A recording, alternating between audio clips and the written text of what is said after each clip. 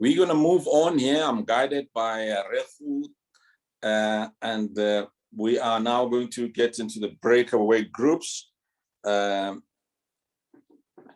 I've asked, please, if you can show the questions which I would like the breakaway groups to do in your breakaways. And this is very important. I want to go through them slowly and explain to them, because this is very important. This is probably the key of the conference. If we don't come up with this one, all the 5 days would have been good get together, hugging each other, talking to each other, but no outcomes. And personally, I'm very strong about outcomes, about action. When we started AAD a few years back, that is what we had in mind. So the first one is, what outcomes based on what you see in the paper and in the conference. So sorry, now so there will be a paper that I will read very now, and I want to read it quite slowly, and but I want you to pick up outcomes out of that paper. That paper is trying to summarize everything that we've been doing the last couple of days.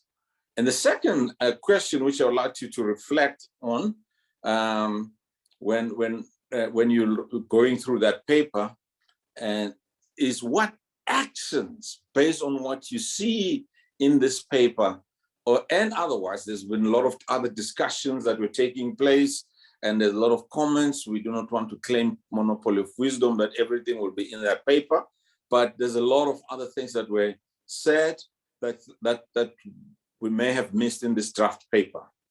But more importantly is what actions resonate with you.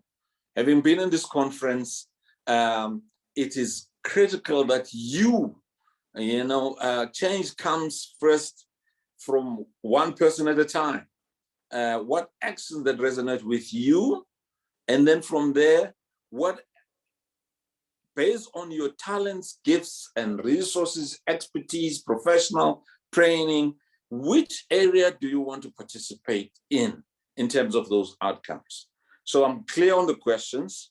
Are you able to show the paper? Because I think I want to go through the paper now before people go into the breakaways, because in that way we will be able to have meaningful breakaways.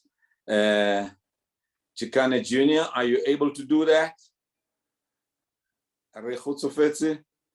Help me out with the paper if you can put it on the screen. I want to go through it now. If you give me 2 seconds. Okay, let me repeat the question while he's coming. It's, what is it that you will do when you come out? Based on your talents, gifts, and expertise, and what resonates with you, what you're passionate about. I've learned in life now over many years, having been around, is that what you're passionate about is what you do. And in this whole journey of people of African descent, there is a specific purpose and passion that is inside you, that when you think about, you're driven to actually do something about. And based on that, organizations have been formed. Based on that, networks have been formed. Based on that, social enterprises have been formed. And that's why I want you to when you read this paper, read it with that in mind. But more importantly, we would like you to indicate that area that you would like to participate in. Reho is going to take notes and making sure that we know who's going to be part of the mainstream. Let me read the document now. It is a draft, very important, because we cannot have a fully adopted document today, given the fact that the time it doesn't allow us. But it is a draft discussion paper on the outcomes and actions of the Africa and African Diaspora, a conference that took place from the 23rd to the 29th of October 2021. We will use it in our breakaway sessions. The overview is clear. The AAD conference was virtually held 23rd to the 29th of October. The theme was Africa and African in Diaspora from Manchester. That historical conference, 1945, to Pan-African Renaissance, the shared journey, the past, present, and future. The conference built on the outcomes of the 1945 Pan-African Congress, Manchester. This led to a call for a global movement and reinstatement of the principles and ideals of Pan-Africanism in all sectors, pertaining to the social, political, spiritual, and economic empowerment of Africans and people of African descent in this moment. This is a very historical moment. This moment includes critical engagement with organizations, movement, efforts from civil society, the private sector, government sector, including special regard for the African Union Agenda 2063, the Africa we want, and the 2001 UN World Conference, which took place in Durban in South Africa against racism, racial discrimination, xenophobia, and other intolerance of the UN. And then the UN Decade of African Descent, which started in 2015 up to 2024. So we're left with 3 years now. So we have to move very fast. The new permanent forum of the people of African descent. This is a very important development in the UN and the Sustainable Development Goals. We all know that. And the Black Lives Matter campaign, which has become a global phenomenon, among others. The conference brought together people of African descent from all the continents of the world, from the African continent, Asia, the Caribbean, Europe, Latin America, North America, Central America, Ocean, Pacific Islands. And we also had voices, even this morning, from indigenous people and the people of Palestine. The conference was preceded by a consultative conference of women, which took place on Saturday. Very good conference. If you want to know what happened there, go to the website of AAD, of the African descents from the regions referred to above. The highlights of the conference was officially opened by the representative of the President of the Republic of South Africa, President Cyril Ramaphosa, Minister Nathi Mthethwa. A keynote address was delivered by none other than our Pan-Africanist leader, former President of South Africa, President Thabo Mbeki.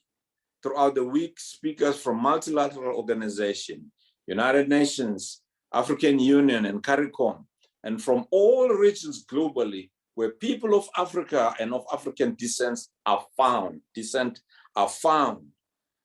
address various themes outlined in the concept paper, which we issued some time ago, and the program of the conference. The conference also listens to the voices from Cuba, Dalit communities, Gambia, Haiti, indigenous people, people from the Pacific Islands, including West Papua and Palestine this morning, who shared about the challenges faced by the people of Africa and African descent, the Dalit communities, and indigenous peoples of the world.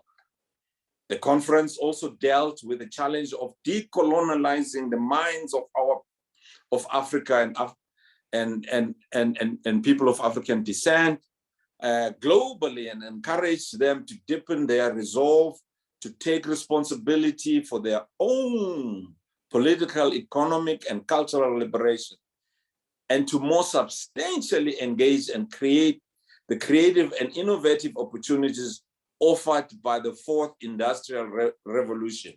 We spoke very, very clearly that there was Revolution 1, the Industrial Revolution 2, 3, and all those we were oppressed or slave or decolonized the 3 industrial revolution. The fourth one, it's an opportunity for us to take people of African descent throughout the world at the cutting edge of it. We have to take ownership of this one. And unless we take ownership of this one, we'll be left behind again. In addressing the economic strategies required to change the economic conditions of the Africans and people of African descent globally, the conference had the passionate plea for reparations. The voices of African descended people who have survived and thrived despite the ascendancy of our beloved who were enslaved without remuneration for centuries were heard. As a business person, there was a very clear and a statement that if you calculate 300 years of labor and the value of it, and economically, it's massive. So it's really important that we talk about this issue. It was recognized that the wealthier nations of Europe and the Americas, for example, especially did and do benefit from this, as well as the privileged regions of the global economy, and also build on these historical inequities and years of terror, unethical and unlawful extraction and exploitation of natural resources, particularly from Africa. It was further recognized that indigenous people globally share in this historic narrative. The conference also heard from the Pacific Islands, where nuclear tests in these lands have caused diseases for many generations that has contributed to the consequence and climate change. It was recognized that climate change is primarily caused by the major developed countries, which are threatening the lives and livelihoods of the people in the islands. The conference noted the importance of building bridges between Africans on the continent and people of African descent globally by establishing, very important, a global Pan-African network that is rooted in all regions where people of African descent are found. Various speakers urged that Africans and people of African descent should work closely with, as part of the 6th region of the AU and the United Nations Permanent Forum of People of African Descent. Very important structures that we must make sure we work very closely with to ensure that the challenges facing Africa and people of African descent are brought to the highest level of decision-making in the world, including the restructuring of the international governance architecture and establishment of an equitable international order. The conference participants agree that there cannot be Pan-Africanism, Pan-Africanism, which is not Africanism, for all and with all. Pan-Africanism shall engage and include women and youth, the elderly, minority, and various religious, spiritual, and cultural expressions. Voices from indigenous people and the people from Palestine reminded us to collaborate, and work together with all the people who were oppressed and whose rights were violated to bring about a sustainable transformation in the world with and for humanity and creation. Now, the action plan, critical when you go there. When you go to your breakaway rooms, that's where you need to focus. First of all, the conference agreed on the following action plan. This action plan was inspired by the 10 thematic areas of the conference. And that is a link. So you can click in that link. Don't click now because it's going to take a lot of time. You can click in that link just to remind yourself what was those themes, because based on those themes, the action points are coming from. Now, action number 1, very important. Program of decolonizing knowledge, education, and educational systems to ensure that people of African descent globally develop tools of critical thinking, research, innovation to find solutions to challenges facing them and the world. This platform will include rewriting the narrative that promotes gender equity and the leadership of women in the development of sustainable life in Africa and in diaspora. This platform will also include the building out of partnership with youth and young adults. And these specific communities will also provide necessary resources to build out this platform for the future of Africa and people of African descent. So this is stream number one. If you are passionate about this and you've got the resource, the expertise, please discuss this and sign your name in. We were looking to get some kind of evaluation form where you can actually say, I'm in on this one, put your name down. We want everyone now call to action, raise your hand, because without that, we're not going to win. Number two, engage on our understanding of different forms of spirituality and develop together liberating forms of spirituality as part of decolonizing of the mind.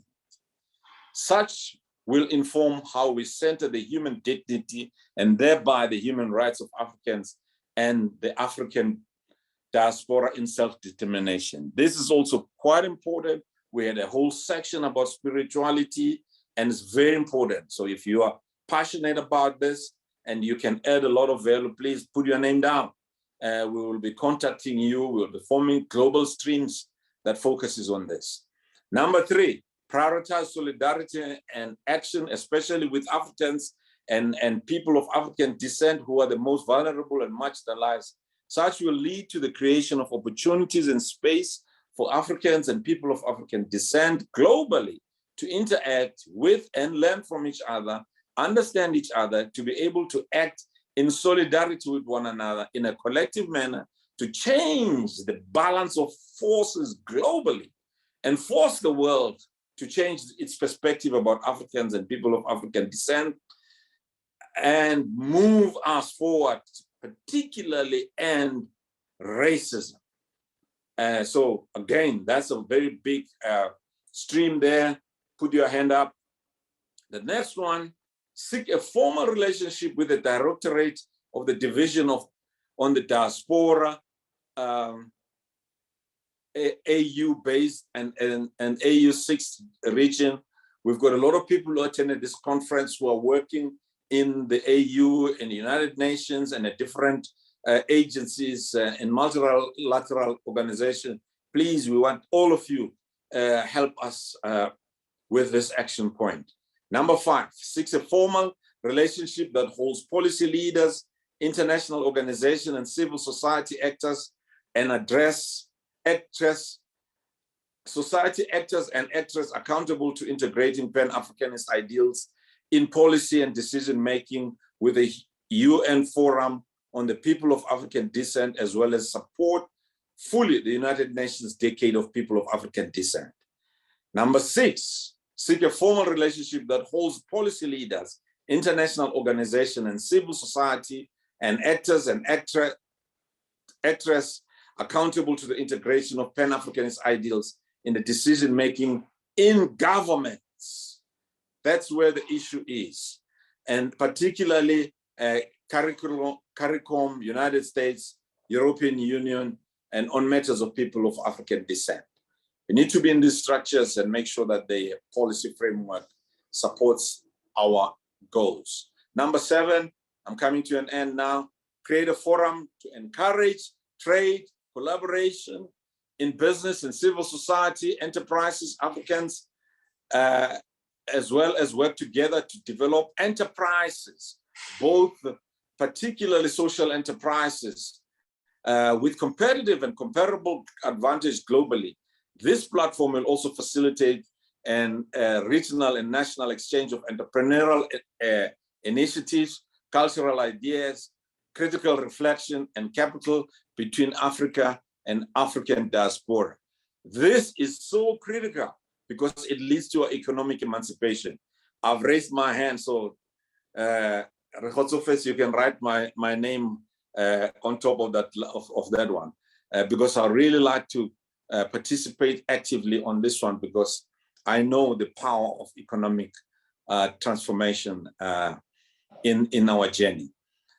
8, address the racist perspective about reparations for Africa and people of African descent, and build on continuing efforts of reparatory justice across the world. Such efforts should address the economic, social, and political cost of enslavement period of Africans and African diaspora and solidarity with related issues in the Pacific indigenous communities, especially in India and America. The issue of reparations is so fundamental. If you're passionate about it and you're working it, please put your hand up. You are concluding now. See, the hands are being raised up here. I like that. I'm making an altar call here. Number 9, enter consultative processes with as many diverse entities that address matters related to the people of African descent, Pan-Africanism, with a view of establishing sustainable goal Pan-African network within a period of a year to ensure that commitments we make together are turned into reality to achieve Pan-African resistance and to end racism in the world. Such will seek a mission of facilitating future dialogue, engaged, and network activity to build a movement, vision of transformation with African priorities and themes identified in our concept paper. This is critical to create this Pan-African network. There's people here who are very passionate about organizational structures. We will raise your hand, please. Take a follow-up conference. A follow-up conference will be held within 3 years to evaluate progress made and the next steps to be taken to achieve the total liberation of African descent, politically, economically, and spiritually. I know that Reverend Chikane and Reverend Walker Smith are passionate about continuing with us. In 3 years' time, we'll have, but let's not wait for 3 years. Every month, we must have some kind of one of these streams meeting and developing action point, sharing the stories on our website, projects you're involved in, resources you require. Let's all work together. I think that's the last one. So I'll hand over to Rekotso Fetsi to tell us what we need to do now in terms of breaking away to the groups. Over to you. So we're just waiting for some of the comments to come in. I'm going to change my sound. Your sound is not good, Reho. Yeah, sometimes technology fails us and I have to use my laptop now. Hopefully you can hear me now. I can hear you very well now. Help me with Okay. making sure that you give people a chance to speak.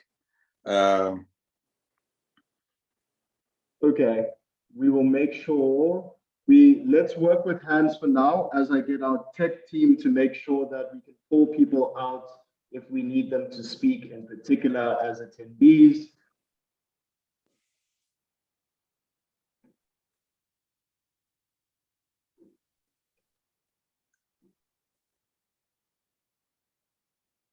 But Prof, do you want to go over the first 3 points again as we get some questions in? The first 3 action points, and then as we get people's hands in, we will then be good to go. Okay, let's do that, go that, and then maybe we'll go point by point, as you say. Point by point, and I have just been told by tech that if people in the chat raise their hand, we will choose their names and they'll be able to speak. Okay. All right, let's start with the decolonizing of knowledge.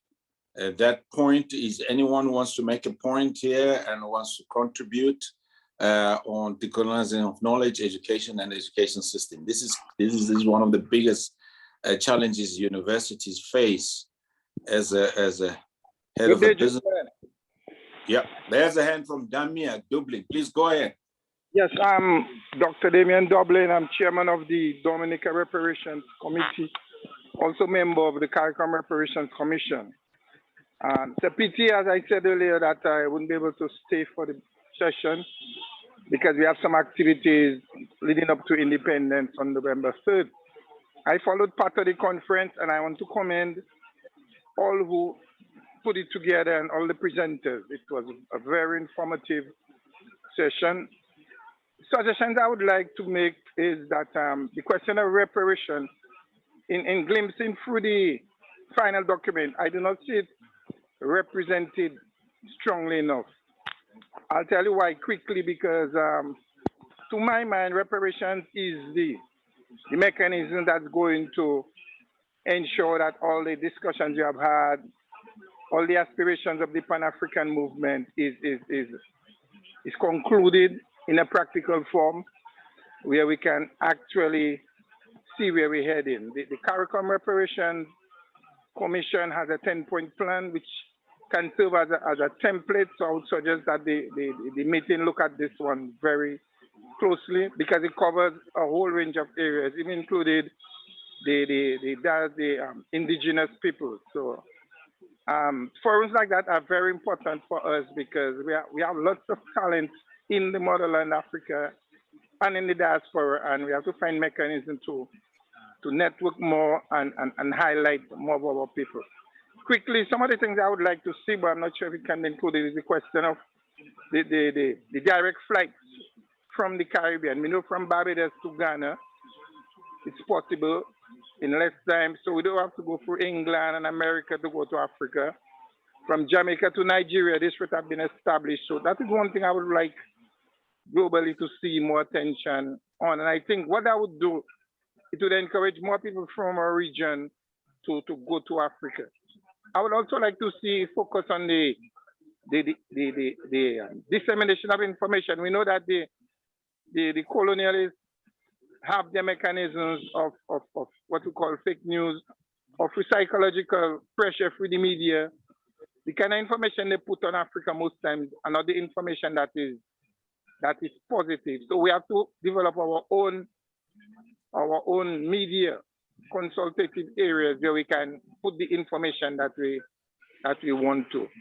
I would really also like to see in Africa one currency, and also the question of breaking down the borders.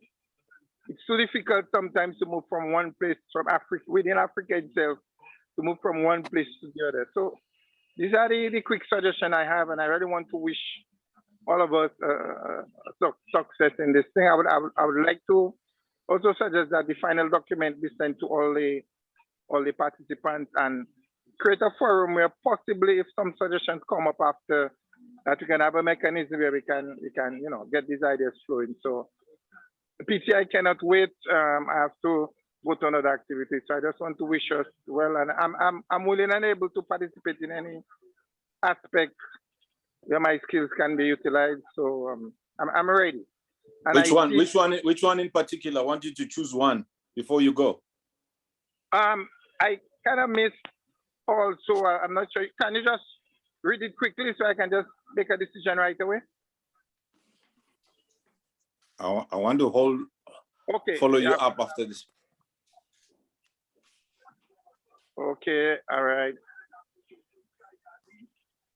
Number 8 is fine. Number 8, I can play part in number 8. Oh yeah, okay. Number 8 will put the name there, because there's a 10-point plan already, which could be used as a template. So we'll need Dr. Damien Dublin to unpack it for us, and make sure that we understand it, and then what actions can come out of it. Thank you very much for your contribution. Okay, all the best. Thank you. Thank you. Okay. Anybody else who wants to volunteer in any of these 10 action points? Reverend, I see Reverend Gwenya. Do you want to speak, or you just basically say you want to be involved in the spirituality one? Prof, there are quite a few hands that are ready to speak. Okay, go ahead. You point them out. Next up. Call them out, please, Reverend. Dr. Mudisa, if you don't mind going next, your mic is unmuted. All right, thank you very much, and good afternoon, good morning, and good evening to everyone out there. Firstly, thank you for the online conference. Save for a few glitches, it went very well. And thank you to the hosts and the speakers. It was quite informative and inspirational. I want to refer to Professor Ibo Mendaza from Zimbabwe, who spoke of the 6th conference in Dar es Salaam and also the 7th one that was held in Kampala, the Pan-African conference following the Manchester one. So I would like to propose that we have either a repository of sorts where all these action plans, decisions, and so forth that were taken in those two latter conferences, where we can then be able to extract information to line up with the action plan that we would like to take these forward. Maybe the conference that is being planned in 3 years could be the 8th Pan-African conference, or is this one the 8th Pan-African conference, so that we can then consolidate the action plans. The other thought is to have a chassis, like a car has got a chassis. So we've got all other elements, but I think we have to have a very good base structure where we can load all these action plans and these thoughts going forward. We are blessed to be in the digital era. And I think those who are in the technology space can help us to build a very strong and robust chassis wherein we can load all these other action plans. And the last thought is the issue of reparations. I think with technology as well, we can really fine tune what do we mean by reparations, who needs to be sorted out, and what is the quantum, and all those types of things that needs to come up, and whether is it for the diaspora or the beneficiary is the continent. So I think I would like to see us clarify that much more and make it clear it should not just be a notion out there, but our demand for reparation needs to be very clear for what and who needs to do the reparations and so forth. So those are the thoughts that I thought we need to tease them out in terms of the action plans and the future going forward from here. Thank you very much. Thank you, Dr. Modise. But the last point I want you to make, which one of the actions you putting your name on? I said number 2 and number 9. Number 2 and number 9. Thank you very much. All right, help me, Rijo. Who else needs to speak? Next up, we have Shashida Young. Her mic is unmuted. Hello. Thank you for this conference. My name is Shashida Young, and I've been able to participate some of the other persons mentioned. Some comments that I had. Well, first, let me also mention that I am a delegate for the conference. I am Bread for the World's Pan-African Young Adult Network convener. And so I signed up for Action 1 in particular because it's talking about the reconnection with youth and women as well. I also had interest in Action 5. What I wanted to comment on was something that I heard throughout that particular day when the focus was with the women and the youth and young adults and the reconnection. There was a piece of sensitivity that was brought up in dealing with storytelling. And I didn't get to comment again about it, but what I noticed is that there is a sense of, from the storytellers, that there may be a sense of shame in their story. And so persons expressed that sometimes they didn't share stories with younger generations because they didn't feel that the stories were uplifting enough to share, and they never want to put our history in a bad light. To piggyback off of that, I wanted to say, it's a simple proverb my grandparents used to say is, I'd rather have the bitter truth instead of a sweet lie. I'd rather have the bitter truth instead of the sweet lie. And so as a young adult, there right now, we are in, as millennial as well, there is a sense of wanting to be quote unquote transparent. And so I would say this, we need to definitely share our stories because it interconnects on a lot of the topics that we're talking about. Why? Because at this particular time, a lot of millennials and youth are becoming millionaires and future millionaires and six-figure persons based on new levels of education, getting involved in cryptocurrency, and staying on top of some of the things that our westernized brothers and sisters are already on top of in terms of economic changes. Now, the reason that the storytelling is important is because yes, there is some disheartening stories in there, but because you are here to tell them, there's still some resilience. And so it builds that level of trust that has caused that intergenerational disconnect because the education really comes from our primary sources, our grandmothers, our great-grandmothers, our tribal leaders, and being connected, being that connected to our culture and community, understanding and being grateful to share those types of intimate stories is what ignites those passions that our senior spoke of earlier. And there are plenty of young adults that are already in the movement doing things, but there are others who are on the fence. And sometimes they need to hear that story. They either need to hear the story of how we were oppressed, or they need to hear the story of how we came out of that oppression, or they need to hear the story of how we're working on it. And so there is definitely a lot of misinformation on the internet. In particular, there are mostly young adults and youth on the internet.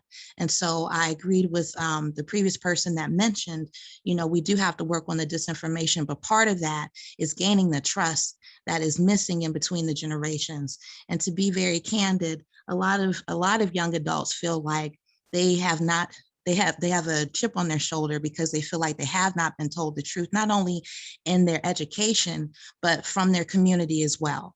And so we have to take ownership of our stories, and we do have to, we have to honor our narratives, because we're letting right now other people tell our narratives. A majority of it online, it's not us telling it. And so if we want to stop having westernized versions, we do have to focus on just telling the truth. That transparency is a big thing. A lot of celebrities that are popular right now, whether they are doing things for good or not so good, they are liked because they are considered transparent as who they are. And so I just encourage everyone that, you know, is an elder to honor your story, be proud of it, even if it doesn't end the way that you want it to end. This is a new beginning. And so we do have 3 years to work on certain things. And I think that this is an opportune time because our youth and our young adults' ears are open. There's a whole woke movement that's happening. That's how the Black Lives Movement got here. And it's because they knew their history. And it's because either they saw it primarily, or a primary resource, which is a person, told them. And it's usually a person they trusted or cared about, or someone they saw in their community or culture. So I just wanted to highlight those things. And I think the one that I signed up for, the 5th part, is more so because of my leadership position. I'm also the chief ambassador for the International Black Women Public Policy Institute. And so that's given me an opportunity to reach out internationally to other young women across the Pan-African global perspective that are also doing the work to build not only intergenerational connection, but to rebuild the communities that we're speaking of on this call. So I just ask that we don't take lightly our stories. They are what impact us, you know, connecting our spiritualities, all of those different aspects. If we want to break those barriers, tell our stories, tell them from our perspective, and be proud of them, because our ends are our beginnings are our ends. And where we are right now, we are in a season of being awakened, and being transparent is okay. It is okay not to be perfect. We don't want perfection, we want the truth. So I thank you all so much. I really enjoyed this conference, and God bless you all in your different perspectives and where in your areas. Thank you very much, Shada. I've learned a new term now. It's better be the truth than the sweet lie. Thank you very much. And I'm glad you've already put your hand up.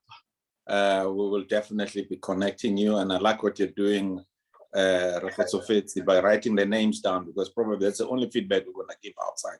Is that these are the names of people who will unpack and will come up with actions. Right, go ahead, inside there, Rehu. I can't see the. We have Mr. Eric Phillips next. Eric, please go ahead. If the tech team can just unmute Mr. There we Yes, go. Mr. Eric Phillips, go ahead. Yes, good day, everyone. Wonderful conference. I hope we can build on this. I would like to see us focus on media and sharing more about this particular conference. You know, we are the converted. And as the previous speaker said, we need to have our youth engaged. So whatever mechanisms we can use to do that, I fully support. And I would like to work on number 8. Thank you very much. Thank you very much, Erica. Thank you. You are absolutely right. You know, when we were planning this conference, we planned everything, and then we started thinking, geez, you know, we haven't told the world about this conference. So I think, and we tried very hard to tell the world, and it's been on all our national TV here in South Africa, but it's not been globally. So if there's an initiative to get all the global networks in the world, particularly in Europe and in the US, particularly the media houses, let's have a strategy of making sure that this resolution, this document, once it's finalized, it's run through all channels. And thank you very much, Eric. If you can help us in that regard, I'll appreciate it. So who's next, Rehu? We have Sidwell Mfotu. Sidwell, please go ahead. Good afternoon. May I also register my appreciation of a wonderful conference we have had. There are a few things that I want to raise. The first one is around the name of the conference and the need for continuity from Manchester 1945. The concept, even if it makes sense of Africa and the diaspora, does not seem to link with the concept of Pan-Africanism. And I wonder whether we would not like going forward to be bold enough to call our work Pan-African with all the qualifications of the continent and the diaspora. I know that we in South Africa historically, because of the struggles of our people and how they were aligned to the Cold War, Pan-Africanism is associated with a particular liberation movement, but I think there is need to retrieve and be able to label it such so that we can help our young people in particular to appreciate what Pan-Africanism is about.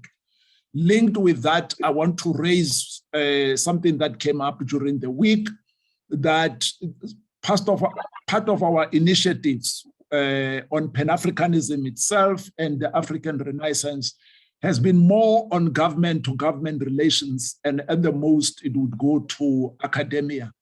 But we need people-to-people movement on Pan-Africanism. How are we going to root it amongst ordinary people and in communities? On the issue of reparation, I want to second an earlier speaker who, because what we have written there, we are talking about addressing, sorry, it is about, it address perspective about reparations. I think what we need is more than just perspectives. We need a mobilization for reparation. And those of us who are in South Africa, we must also link that with the TRC, reparation on the TRC. The issue of prejudices needs to be strengthened, especially racism and xenophobia. Those are going to be very important. I have already enlisted on the issue of spirituality and the establishment of the global network. Thank you, Prof. Thank you, Buman. Thank you very much, Sidwell. I really appreciate your contribution and also reminding us in South Africa, unfortunately, we were locked with the history of ANC and PAC, so Pan-Africanism is seen in that context. So we need to really redefine and change the different narrative. So yeah, I think we as South Africans have got some work to do in that space. And I'm glad you've raised it quite sharply. Okay. We next have Dr. Kireng Mutugai. If we can unmute Dr. Mutugai. There we go. Okay, thank you very much, Prof. Prof, I'm looking at the relationship and the policy part of this action plan. I'm not sure whether it's 2 areas or what, because I know we signed memorandum, we signed all these resolutions, conventions, and we have our policy makers. We have laws in all our countries, but it does not come out, the whole question of implementation. So I was looking at, I'm not sure, that is talking of relationship with civil society and holding our policy leaders somewhere. Okay, I'm looking at that relation. That's number 5. That's number 5. Okay. That's okay. Number 5. 5. And then also number 4, we are quickly anybody that relationship within the directorate of division of diaspora in the African Union and the 6 reasons for the African diaspora. I'm looking at participating at those 2. I get to or what, but Prof, I'm looking at that action plan on that 4 and 5. Thank you. I think. Thank you very much. Thank you very much, Dr. Kireng, for your contribution there and also putting your hand up for 4 and 5, because that's multilateral organizations. And also, how do we get governments to really buy in? Because what has really killed Pan-Africanism in this country is once people are in government, their priority do change. It may be Pan-Africanism that put them in government, but once they're in government, priorities change, because let's not underestimate the influence of the Europe in our governments, particularly the money part. Those that are dependent heavily on aid, and those that are their budget is funded by outsiders. That changes people's mind once they're in government. So we need to have a very strong civil society to hold them accountable. So who else, please, Refu? We have Audrey Rogers next. Audrey, please go ahead.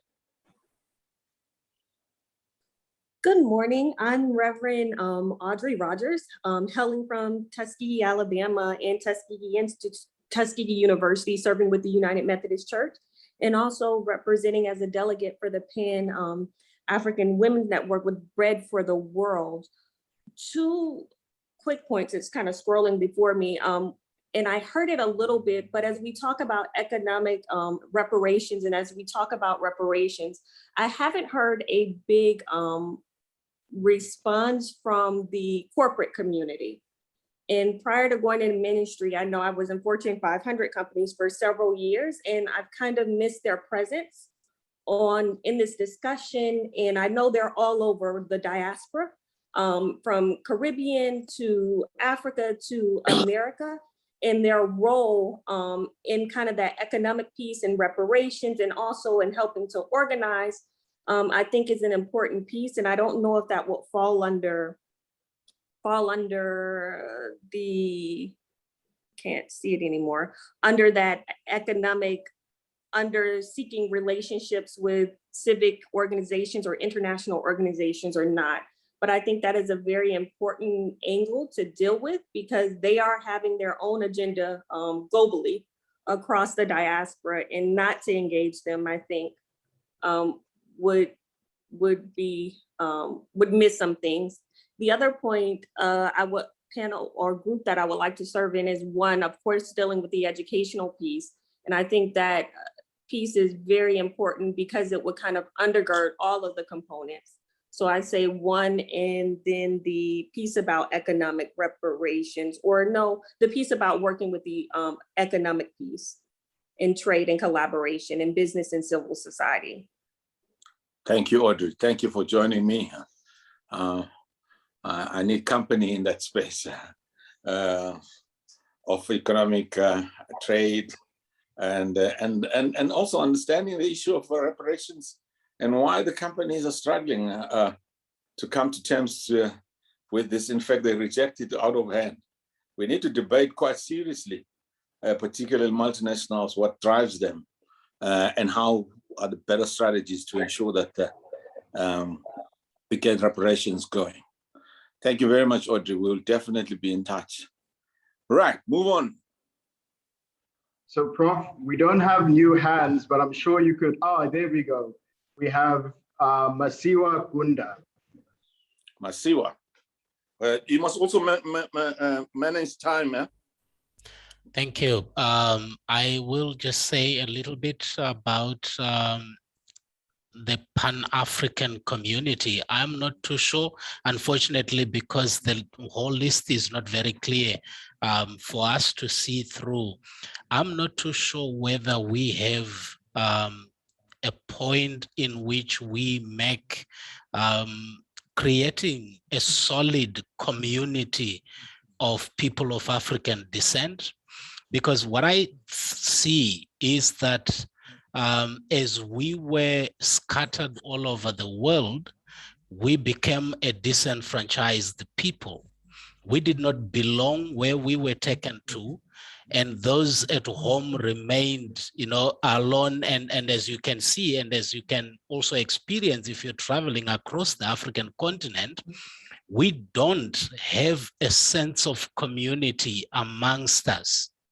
So I'm wondering whether we should not have that as something that we need to intentionally and deliberately do to create this sense of community amongst us. Because for me, I think most of the other things will become easier for us to do if we identify as a single community, which I'm not too sure we already are at that stage. And therefore, why I think we should have that as one of the goals that we seek to really work towards. Thank you. Thank you very much, Masiwa. And which I had confused myself, but I think I will take number 8 first. Number 8. And then please include me also on number 1.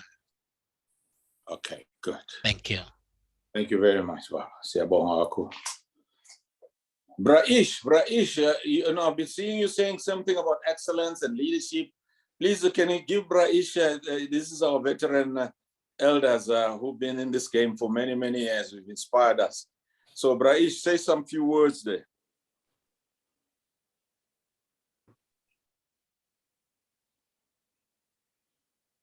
Unmute him, Rehu. Find Ishmael. Can he raise his hand? Ishmael Makabel. Yes, Braish Mkabel, I see. His hand is raised, and then we'll go to Shadrach Mazaza afterwards. Okay.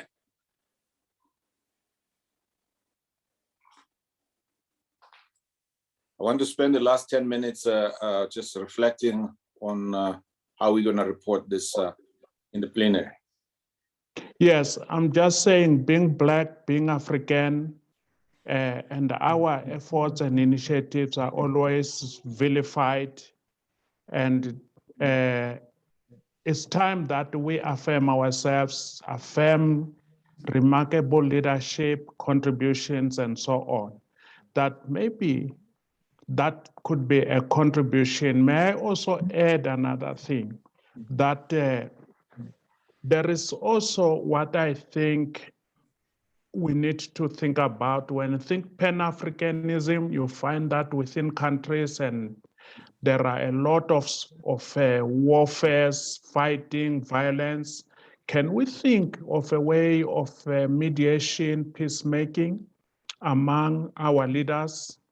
Because I think all that is taking us back. It's not taking Africa forward. Oh, that's very, very important. During this conference alone, I mean, we saw a coup in Mali. We saw another coup. And I was saying to my wife, we were looking at TV, and I said, this is really what is taking us back. Just if we can silence the guns in our continent, then we can start talking development. Then we can start, as a person in the energy industry, I mean, we've got gas discovered in Mozambique, and that whole project has come to a stall now. It's stalled completely, purely because there's just unnecessary, in my view, just warlords that comes out and then have a big fight starting, causing a safety situation, and everybody run away. And then and that gas that is sitting in Mozambique right now, if we don't extract it as Africans, it's going to be stale, and it's still going to stay there for the next 100 years. It never used, and that's the sad part. While Qatar, for instance, used their gas 80 years ago, I always use this example. Qatar was a desert, but 8 years later, one generation, look at what Qatar has done with their natural resource. Okay, thank you very much, Raish. So which action point I want to also locate you, make sure, because of your wisdom. Yes, thanks, my professor. I would think I'm inclined to be in action number 3, as well as action number 9, but my primary inclination is action number 3. Okay, thank you. I've got your name down there. Rejo, are we closing now? We have about 5 more minutes, and we can take a 5-minute break. The session is scheduled to end at 5:24, but we still have another hand in Shadrach Mazaza. Shadrach, go ahead.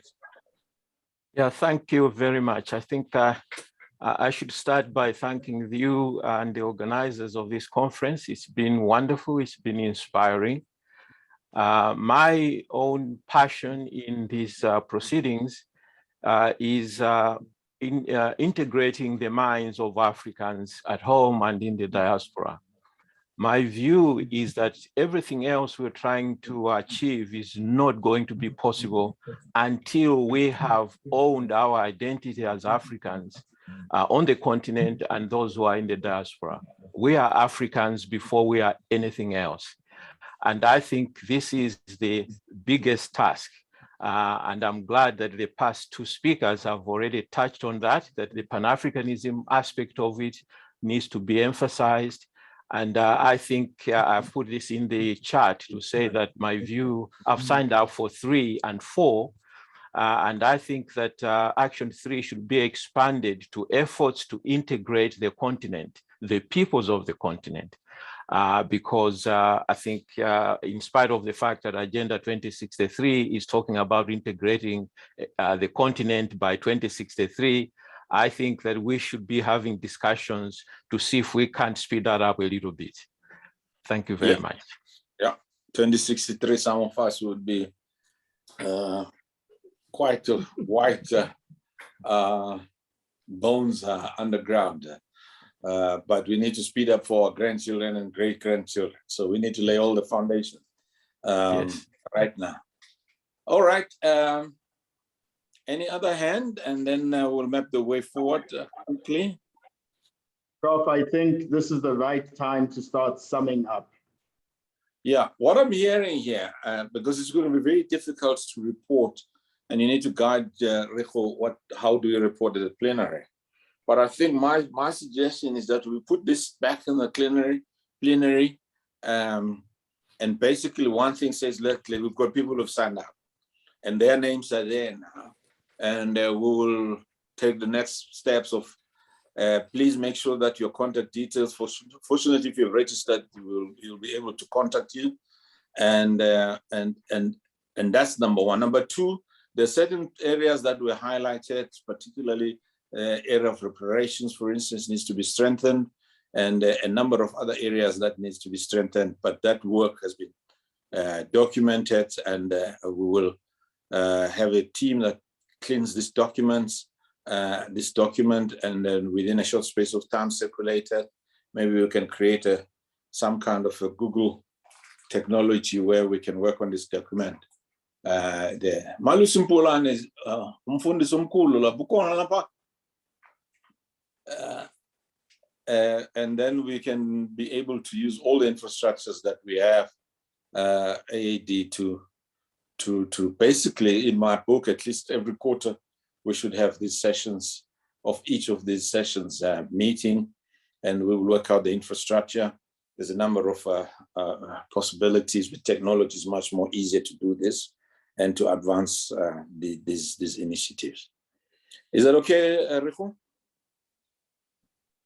That is perfectly fine, Prof. Good. Yeah. So give us direction now. What do we do? I think Rev Chigani wants to jump in. Okay. No, Prof, I just wanted to make sure that we add the House Resolution 40 in the paragraph on reparations. The Congresswoman referred to that. I put it in order. It's there. They've got it already. Thank you very much. I think, Prof, we have done well. People have spoken. I think we should accept the framework of the document and then clean it up. Thank you very much, Mfundis Wami. Right, Rico, where are we going now?